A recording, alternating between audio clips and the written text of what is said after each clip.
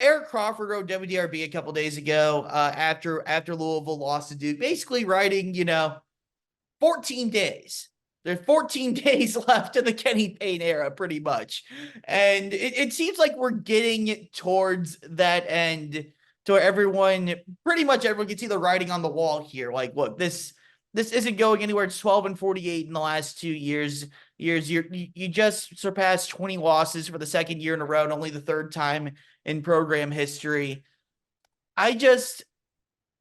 You have the 3 regular season home games left. You have whatever happens in the ACC tournament, but we've almost, and kind of asking 2 questions in one here. It feels like it's the end for KP, which I've been on the record many times. I think, it's unfortunate, but at the end of the day, you gotta, win basketball games if you're gonna continue to be the coach. And 12 and 48 just isn't good enough at Louisville. It's just not.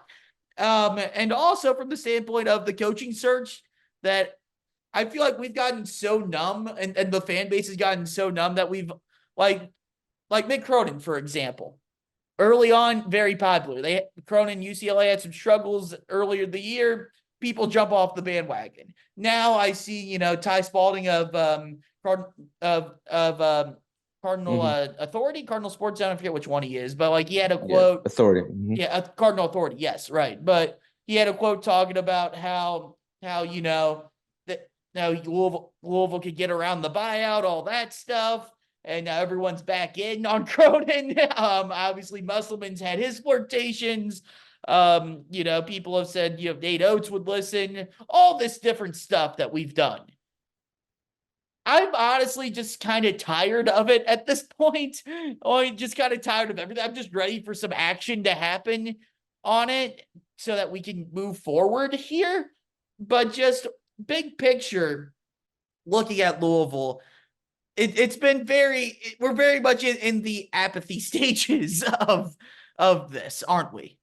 Yeah, just being on sports radio here, it's at the point where, yeah, fans are apoplectic and the apathy is there. And it's like, it's a shame. And you talked about Coach Payne's record, and there's mitigating factors because the Yum Center with attendance, and then you're talking about concessions, you're talking about parking, you're talking about restaurants, you're talking about downtown. So that's been something that's been discussed as well. But yeah, it's coaches fatigue around here with it's the flavor of the week with names. With all the names you mentioned, look, there's some really good coaches out there. If there was a change to be made, I just don't think that the University of Louisville can just go get one of those up and comers. It's probably got to be a name, because that's just, you might have a diamond in the rough, and just throwing out a name just because I'm friends with him, like a Josh Heird at Indiana State. He's done a marvelous job, and he's gonna get some offers. He's gonna, if they win the conference, for sure. But I think in this situation, Louisville needs to, when that change, and if that change is made, then you're probably going to see one of the names that's been, talked about and been circulating throughout Louisville media. There might be somebody that's not on the radar, but that's had a lot of success as well. Interesting.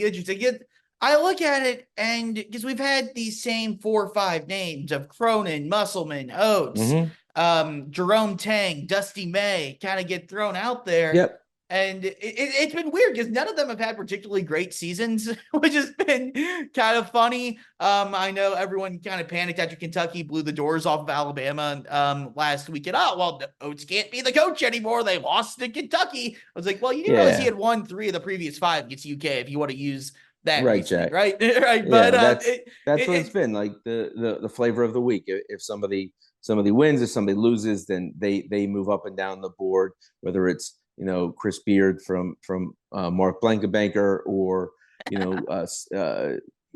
Scott Drew's name is up there too. So yeah, you've just got a bunch of names. But again, I think that the university is going to do their due diligence and might not just be. I think this is an important hire, obviously, for the university.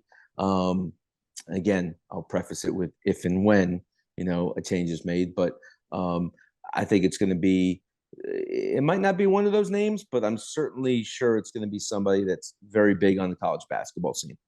Yeah, and I think honestly, at a baseline, you can hire almost anyone out there, and they'll give you a baseline that's been better than what it's been the last 2-3 years.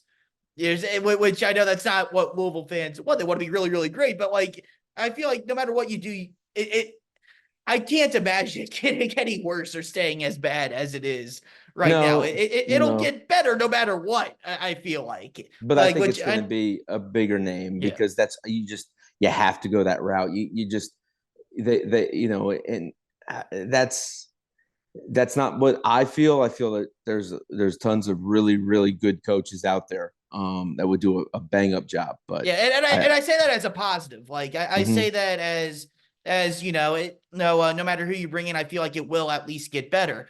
But and Josh Heird, I like the fact that there's not a clear front runner for Josh Heird because we look at it. When was the last time Louisville had an actual coaching search? Because this last time it was KP. The time before that, oh, Christy Mack's from Louisville.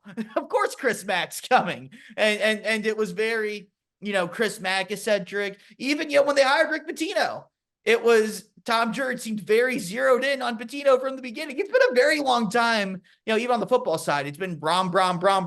Each of the last 2 times Louisville's had a coaching search on that end.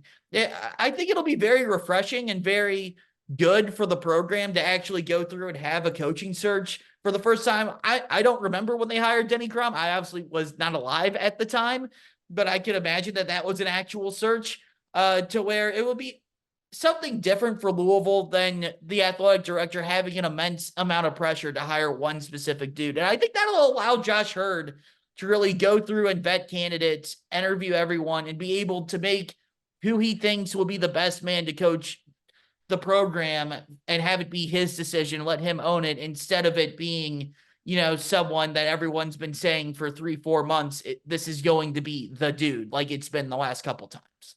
Mm-hmm. Yeah, I mean, we don't know what's going on behind closed doors. We don't know if Josh Heird has zeroed in on anybody, but yeah, it's this one is not cut and dry as far as who will be the next coach if and when a change is made. What would be a couple traits, no matter who it is, that you would want the next coach to have?